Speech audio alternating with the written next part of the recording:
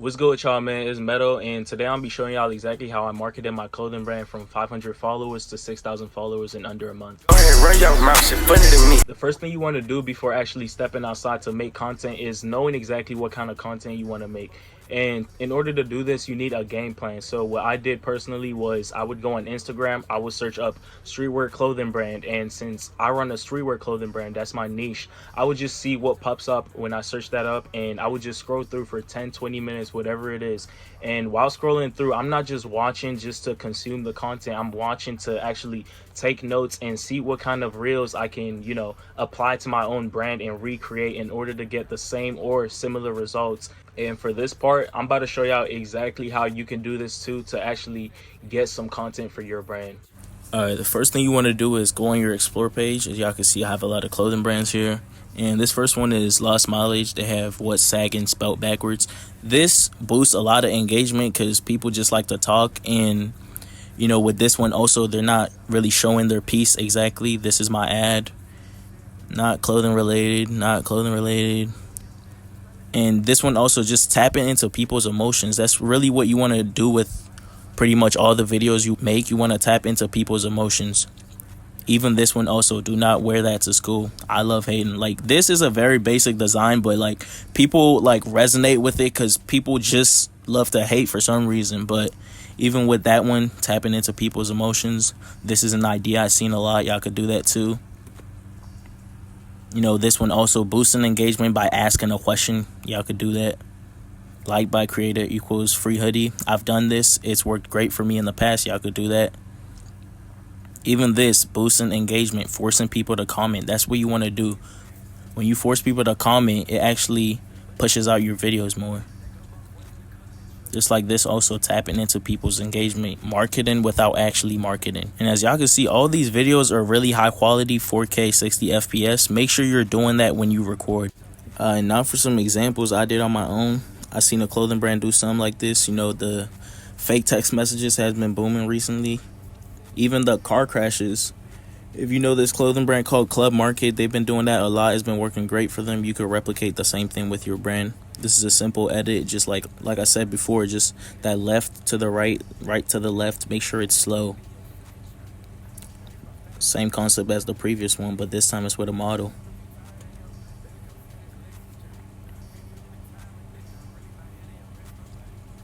And this one was actually one of the ones that I had thought of on my own. It was really random. I just was running out of content ideas. I ended up doing it and it worked out really well for me. This right here, I had a motivational sound behind it, like working on my brand daily while showing myself, working on my piece. Like I said, marketing without actually marketing. This is another cool template I've seen a lot of brands do. Just put everything else as gatekeeping, and for your piece, you tag your clothing brand.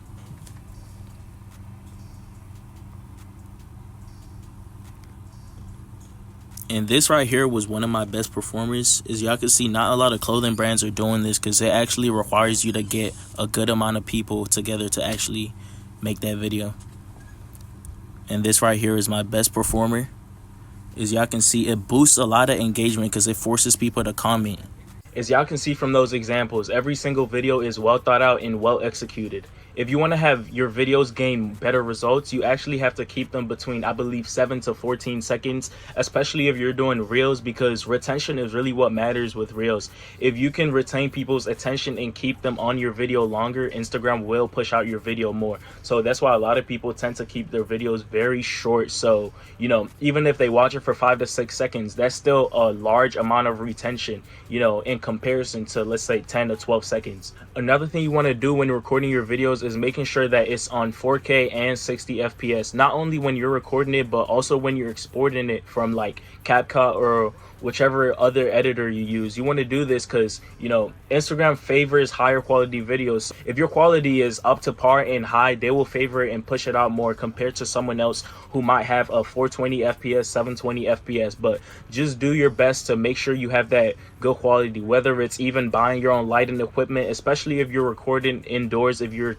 shooting content indoors, in your bedroom, in your living room, whatever it is, make sure you're actually investing into your brand and getting good lighting if you don't have it already. One other thing that's really important is having a hook in your videos. A hook is really important because that's the first thing the viewers see. When the viewers first see your video and it has an engaging hook, they're immediately like, oh, what's this about? And as they're thinking about even, you know, keeping on watching your video, they're still watching it while thinking about watching the video, you know what I'm saying? So if you have a good hook, it can even increase your retention. That don't sound right. Pause. No Diddy. Nah, but if you have higher retention rates, you know, like I said, your video gets pushed out more. So with a hook, you can do that.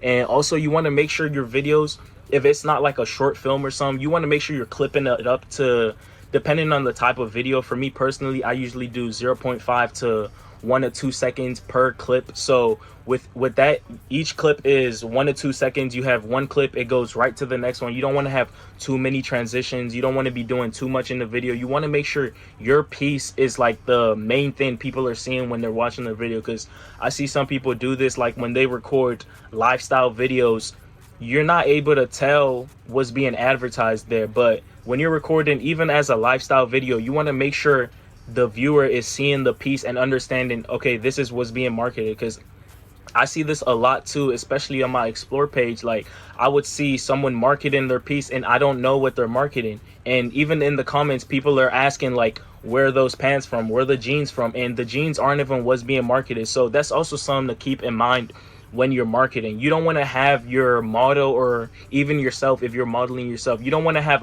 other pieces that actually take away from your piece. So with that, if you're marketing like some jeans, some pants, I would say throw in like a cool white or black t-shirt. If you're marketing a tee, make sure you keep the jeans, your shorts, jorts, whatever it is, make sure you keep it at a minimal. You don't want to do too much with it, because that could take away attention from, you know, your own piece. After editing every single video, you want to make sure you're rewatching every single clip in your video. You don't want to just hit publish immediately, because there might be some defects or some you missed in the video that you forget to cut out. It's the little things that really matter. So you always want to make sure you keep an eye out for things like that.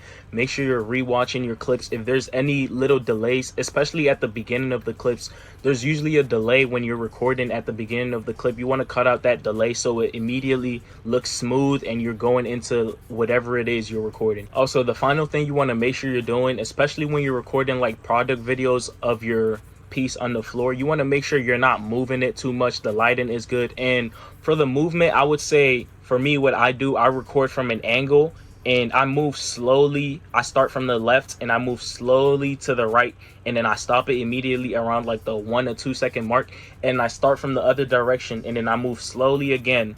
And then just make sure you're getting all the angles, left to right, right to left, and top to bottom, pause, bottom to top, and then you zooming in from the top. And then when you combine this, that's when you reach that optimal mark of like 7 to 14 seconds. That's gonna be it for this video, and I'm gonna be doing like a 2-part thing where this first part is literally just me talking about how I marketed and showing y'all a few examples, and for the second part I'm gonna be showing like an actual behind the scenes of me marketing, and I'm gonna just show y'all the start to finish of that process. And just like I said in the previous video, I now have a Discord. Y'all could join that. Link is gonna be in the bio. And with that, y'all could just connect with me, ask whatever questions y'all have, and make sure y'all follow my brand Instagram at richtaste.co. Peace.